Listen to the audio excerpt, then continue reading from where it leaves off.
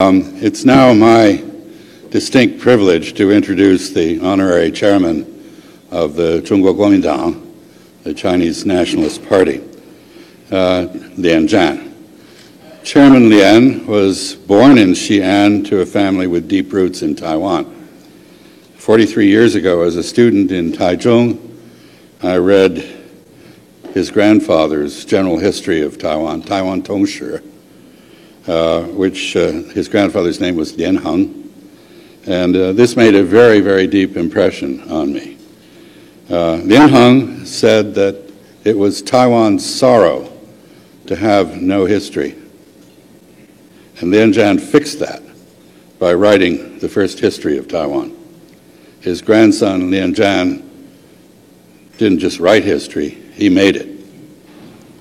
And Dr. Lian studied at National Taiwan University, Taiwan Guoli Daxue, and then took his doctorate in political science at the University of Chicago. He didn't study politics, he practiced them. He went home to Taiwan, where he served eventually as premier and vice president before becoming chairman of the Chinese Kuomintang. He's now, as I said, the party's honorary chairman.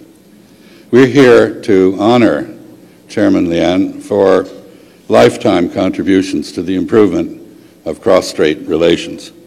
His bold decision in 2005 to reestablish party-to-party dialogue with the Chinese Communist Party and to cross the strait to open a new phase of relations with the mainland transformed that relationship.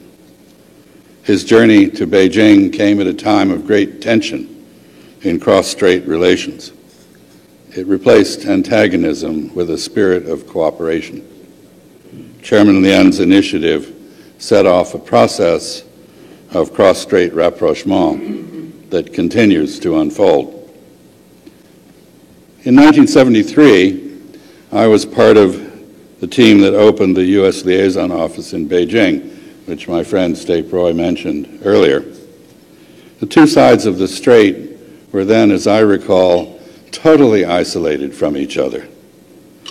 One day, the first Chinese employee we had at the liaison office, who later went on to a distinguished career in diplomacy as China's ambassador to the European Union, selected personally by Zhou Enlai for his ability at writing poetry, not running motor pools, I'm sorry to say, came running in to tell me that I had a phone call. 有个外国人要和你讲话, he said. Some foreigner wants to speak with you.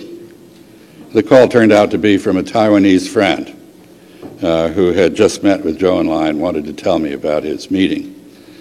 At that time, neither side of the strait knew the other. No one on the mainland was familiar with Taiwan's distinctively accented Mandarin.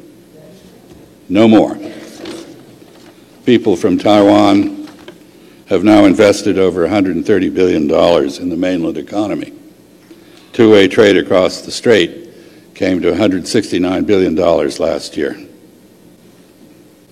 Last year, 2012, 5.3 million people from Taiwan traveled to the mainland as tourists, while 2.5 million mainlanders visited Taiwan. There are nearly 100 direct flights every day between cities on the mainland and in Taiwan. 16,000 students from Taiwan are enrolled in mainland universities, and about 1,000 kids from the mainland are studying at the same level in Taiwan.